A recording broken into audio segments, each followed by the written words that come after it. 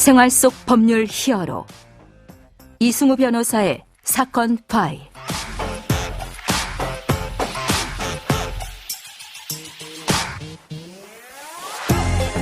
안녕하세요. 이승우 변호사입니다. 각종 사건 사고에서 여러분을 구해드리겠습니다. 오늘 열어볼 사건 파일은 주택임대차보호법 관련 사건입니다.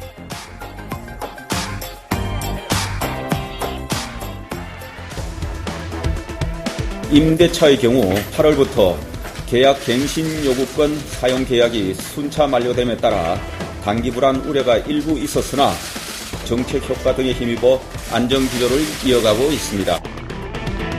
사건 파일 오늘부터 이틀에 걸쳐서 주택임대차보호법에 대해서 이야기를 해보려고 합니다.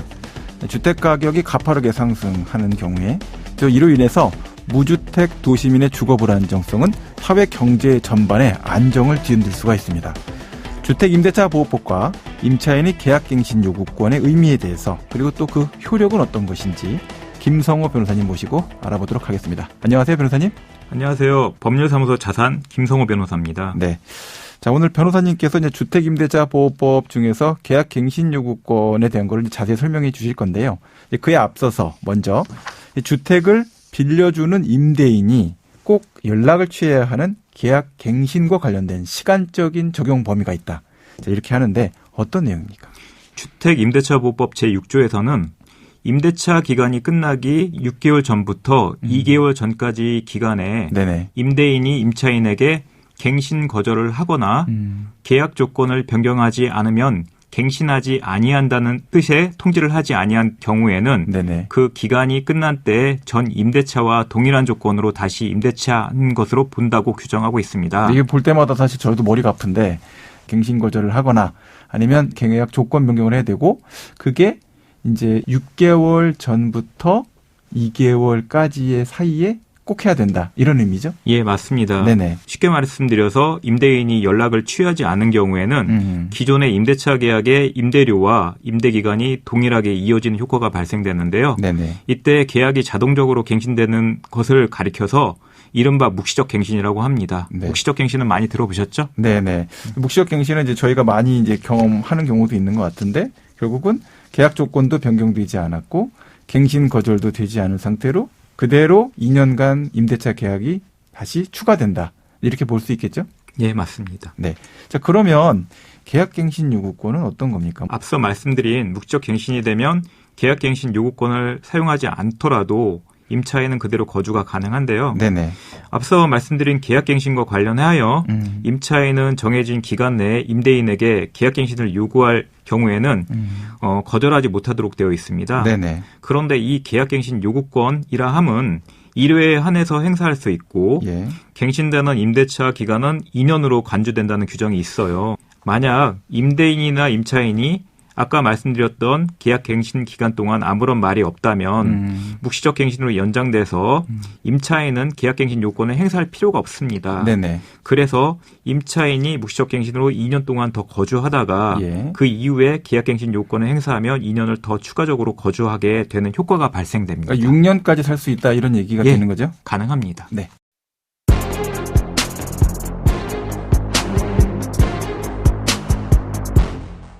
자, 그러면 임차인이 이제 계약갱신을 요구하면 임대인 입장에서는 무조건 재계약을 해야 됩니까?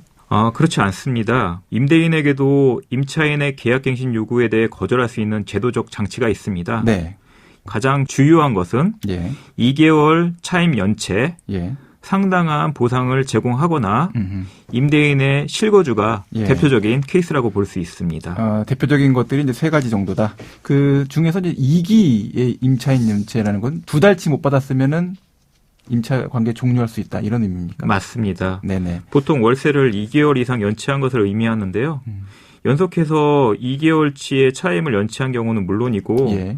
연속해서 연체하지 않더라도 그 연체 차임이 합계액이 2기분에 달한 때를 포함하게 됩니다. 네네. 예를 들어서 1월 달에 1개월치 월차임을 연체하고 2월 달하고 3월 달에는 정상적으로 돈을 입금을 했다고 하더라도 예. 4월 달에는 월차임을 연체한 경우에는 총 2기분의 월차임이 연체되었다고 보아서 이러한 경우에는 임차인이 계약갱신을 요구하더라도 임대인은 이를 거절할 수 있게 됩니다. 네. 아까 이제 말씀 주신 것 중에 임대인하고 임차인이 계약갱신 요구권 행사하지 않기로 합의하고 상당한 보상을 해주는 경우가 있다고 하셨는데 서로 분쟁이 많이 발생하지 않습니까? 예, 그렇습니다.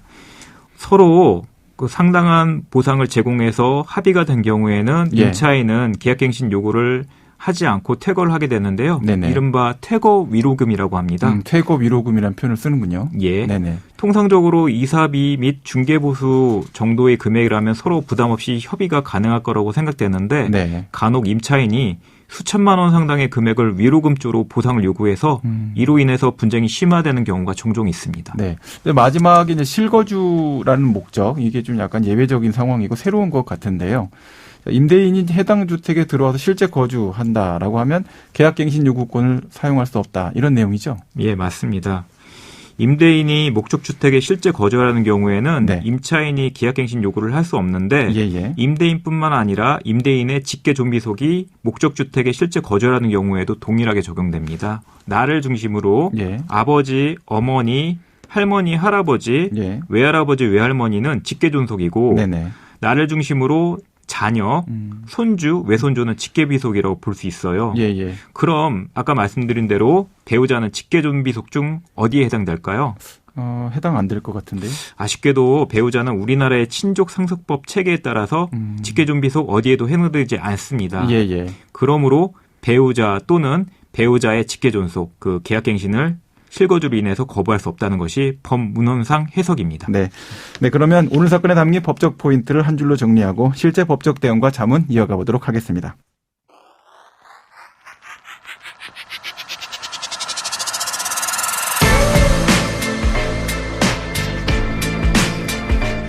이럴 땐 법대로. 주택임대차보호법은 1981년도에 제정이 됐는데요. 그리고 그때부터 시행이 됐습니다. 보호법 자체는 이제 임대차 기간, 그리고 월차임, 또 보증 금액의 증감, 이것을 이제 법적으로 규제하는 것을 통해서 통제를 하고 있습니다. 그 중에서 최근에 입법된 계약갱신 요구권은 가파른 주택가격 상승기를 맞이해서 전월세 보증금이 폭등하는 문제가 발생하자 최소 4년간의 임차기간을 좀 보장해서 급격한 보증금, 월차임 증가를 방지하고자 했습니다. 이것을 통해서 주택을 소유하지 못한 도시민들의 생활 안정과 급격한 기초생계비 상승을 이제 방지하고자 만들어졌다라고 설명드릴 수 있겠습니다. 자, 오늘 계약갱신 요구권과 관련된 이야기를 알아보고 있는데요. 특이한 상담 사례가 있으시다고요? 예, 임대인이 법인이었습니다. 네네. 법인의 직원이 실거주를 하려고 계약 종료를 통보했는데 네네. 임차인은 법인이 실거주 자체가 불가능하다고 해서 예. 그 요청을 거절한 케이스였습니다. 예. 그래서 임차인이 이를 해결하고자 내방한 것인데요. 네네. 임대차보호법의 입법 취지에 따라 예. 법인의 임직원이 실제 거주한다고 주장하더라도 이는 임대인의 실거주에는 해당되지 않으므로 계약갱신을 거절할 수 없다고 법원은 보았습니다. 네네. 결국 임차인의 요구대로 계약갱신이 정상적으로 진행되는 것으로 보였습니다. 네네. 그런데 여기서 반전이 일어납니다. 네네. 우리 임대차보호법의 보호 대상은 원칙적으로 대한민국의 국적을 가진 사람이에요. 자연인을 말씀하시는 거죠? 맞습니다. 일반 사람. 네. 법인의 경우 주민등록을 자신의 명의로 할 수 없기 때문에 예. 특별한 사정이 없는 한 보호를 받지 못합니다. 네네. 그런데 법인도 예외적으로 보호를 받을 수 있습니다. 네. LH나 SH와 같은 주택공사나 중소기업의 임직원이 전입신고를 한 경우에는 예. 주택임대차보호법의 적용을 받을 수 있는 규정이 있습니다. 네네. 이 사건에서 임차인이 국립병원 법인이었고 예. 실제 거주자는 국립병원의 직원이었습니다. 예. 임차인이 주택공사나 중소기업에 해당되지 않은 법인이었기에 주택임대차보호법이 적용 대상이 아니어서 더 이상 계약갱신을 행사할 수 없었습니다. 네. 임차인이 대기업이나 공공기관의 임직원인 경우에는 원칙적으로 주택임대차보호법의 적용이 대상이 못한다는 점 유념해 두어야 할 것 같습니다. 네.